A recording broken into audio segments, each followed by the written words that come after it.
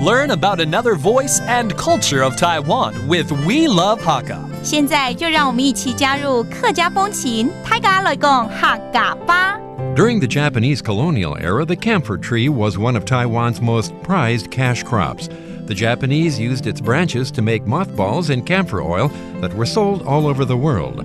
However, the remaining tree roots do not decay easily and would hinder the growth of other crops. After new machines were invented to excavate the roots, the Sani people began carving on these once problematic tree roots. This led to the birth of the woodcarving industry, which is now the basis of Sani tourism.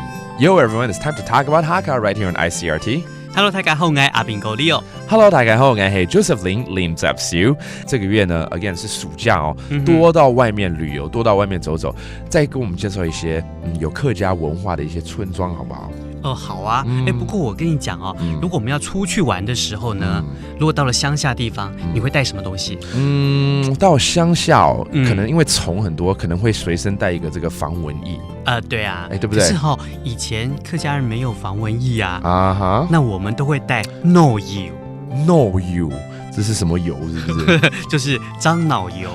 那你今天会讲到樟脑油，一定是要介绍哪里有樟脑油，对不对？是啊，那就是哪里？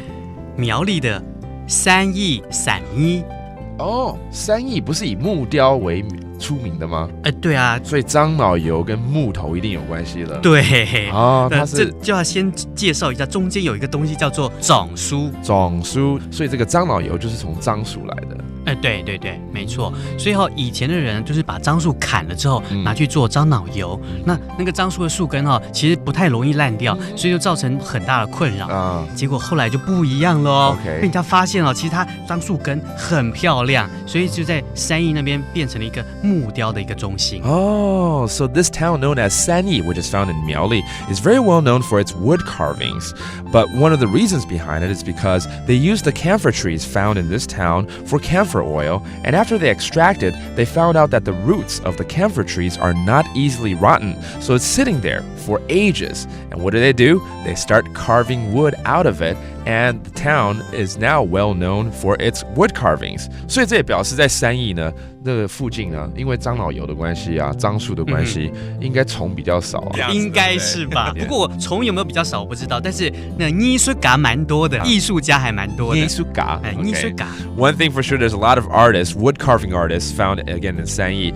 Well, there you go. That does it for today's Talk About Hakka. 什么Hakka？俺只say张来了。客家风情由行政院客家委员会监制。We Love Hakka has been brought to you by the Executive Yuan's Council for Hakka Affairs.